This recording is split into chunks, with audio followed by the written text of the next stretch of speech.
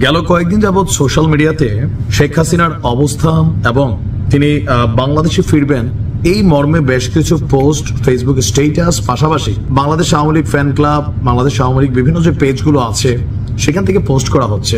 সম্প্রতি একজন নেতা, আওয়ামী লীগের একজন নেতা, তিনি আপনার ভারতীয় গণমাধ্যম ANI কে একটা সাক্ষাৎকার দিয়েছিলেন।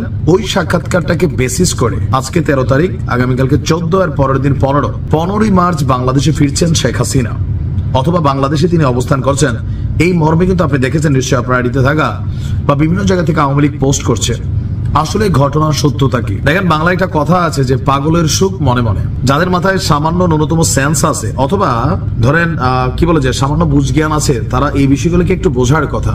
অনেক আওয়ামী লীগের নেতাকর্মীরা উচ্ছ্বসিত যে আগামী 2 দিন পর শেখ হাসিনা ফিরবেন, অথবা তিনি দেশে আছেন, সেখান থেকে তিনি আত্মপ্রকাশ করবেন, তারপর তিনি ডক্টর ইউনূসকে হটিয়ে দিবেন, ক্ষমতা গ্রহণ করবেন, আর সারা বিশ্ব তাকে অভিবাদন জানাবে। বিষয়গুলো কতটা কাল্পনিক এবং কতটা আবেগ প্রসূত হলে এই ধরনের চিন্তা ভাবনা করা যায়। এখন আওয়ামী লীগের যে নেতার কথা বলা হয়েছে, আপনার যুক্তরাষ্ট্র আওয়ামী লীগের সহসভাপতি ডক্টর রাব্বি আলম, তিনি আসলে ভারতীয় গণমাধ্যমকে দেওয়া সাক্ষাৎকারটাতে প্রকৃত কথাটা কি বলেছিলেন? তিনি বলেছেন যে আপনার বাংলাদেশের সাবেক প্রধানমন্ত্রী এবং আওয়ামী লীগ নেত্রী শেখ হাসিনার রাজনীতিতে প্রত্যাবর্তন হবে, রাজনীতিতে। তবে কবে হবে, কখন হবে, 15 মার্চ হবে নাকি 15 আগস্ট হবে, 2025 হবে, এরকম কিন্তু কোনো টাইম ফ্রেম তিনি আসলে এখানে উল্লেখ করেন নাই। বাট এই পোস্টটাকে বেসিস করে অনেকগুলো পোস্ট ছড়িয়ে পড়েছে। ইভেন এই পোস্টগুলো আওয়ামী লীগের নেতাকর্মীরা যখন শেয়ার করছেন, কমেন্টে যথেষ্ট উচ্ছ্বসিত হচ্ছেন, একটা আগাম বার্তা দিয়ে দিতে চাই। 2025-এর 15ই মার্চ দূরের কথা, 2026-এরও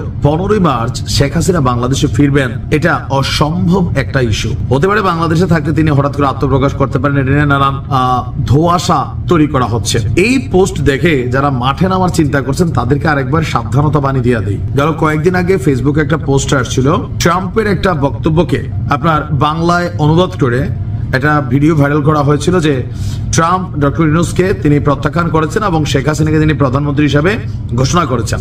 এর পরপরই আপনারা দেখেছেন যে 14 গ্রামে আমাদের বেশ কিছু ভাইরা যুবলীগের তারা আত্মপ্রকাশ করলো, বাজারে গিয়ে মহড়া টহরা দিল, আধা ঘন্টা পরে প্রত্যেকে কিন্তু সেখানে জনগণের থানা থেকে পুলিশ আসলো, তাদেরকে ধরে নিল। অনেকেই বিশ্বাস করছেন। এখন কেন আসলে এই বিষয়গুলোতে মানুষ বিশ্বাস করছে? কারণ এই মুহূর্তে শেখ হাসিনা ফিরবেন, আওয়ামী লীগ আবার ক্ষমতায় আসবে, আবার রাজত্ব করবে। একটা দুঃস্বপ্নের মতো কিন্তু সরকারের পতন করছে, দুঃস্বপ্ন। খোদ শেখ হাসিনা হয়তো এখনো বিশ্বাস করতে পারছেন না তিনি বাংলাদেশ ছেড়ে চলে গেছেন। আওয়ামী লীগের নেতাকর্মীদের ফিল্ডটা এখনো হয় নাই। ইভেন যে প্রেক্ষাপটটা তৈরি হয়েছে, আপনি এখানে যতই বিশৃঙ্খলা দেখেন, বিএনপি জামাতের মারামারি দেখেন, জাতীয় নাগরিক পার্টির সাথে কোপাকুপি দেখবেন, কিন্তু যখনই আওয়ামী লীগ ইস্যু আসবে সবাই একত্রিত হয়ে যাবে। কারণ তারা জানে যে আওয়ামী লীগ আসলে প্রত্যেকটা দলের কি পরিমাণ নেগেটিভিটি অবস্থান তৈরি হয়ে যাবে। এটা একটা ভয় কাজ করে, যার কারণে নিজেদের মধ্যে যত দ্বন্দ্ব থাকুক, যখন আওয়ামী লীগের প্রত্যাবর্তনের ইস্যু আসে সবাই একজোট হয়ে যায় আবেগে, অতি উৎসাহে। এই মুহূর্তে শেখ হাসিনা আসবে এই খুশিতে যদি কেউ রাজপথে নামেন, যদি কেউ কোনো ধরনের অ্যাক্টিভিটিসে যান,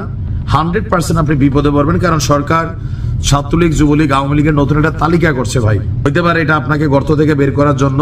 আওয়ামী লীগ যা ঘটাইছে, বি অনেস্টলি আপনাকে এটার জন্য সরি বলতে হবে, অনুতপ্ত হইতে হবে। কারণ এটা মানুষের ভুলতে সময় লাগবে। কোনো এক সময় আওয়ামী লীগ আসবে, কোনো এক সময়, বাট আগামী 5 বছরও না, 6 বছরও না, এটা মনে রাখেন। এর মাঝখানে আসতে পারে রাজনীতিতে প্রত্যাবর্তন হতে পারে, কিন্তু একটা ব্যাড ইফেক্ট যেটা ক্রিয়েট হয়েছে এটা সরাইতে সময় লাগবে। শেখ হাসিনা দেশে ফিরবেন, এটা একটা পাগল ছাড়া কেউ বিশ্বাস করবে না। যদি খোদ ডক্টর ইউনূস তিনিও আমন্ত্রণ জানান যে ঠিক আছে শেখ হাসিনা চলে আসেন, আওয়ামী লীগের সবাই চলে আসেন, তারপরে কেউ আসবে না মনে রাখেন। কারণ ডক্টর ইউনূসকে তারা বিশ্বাস করবে না যে আসলে কি ইউনূস হয়তো ভালো হয়ে গেছেন।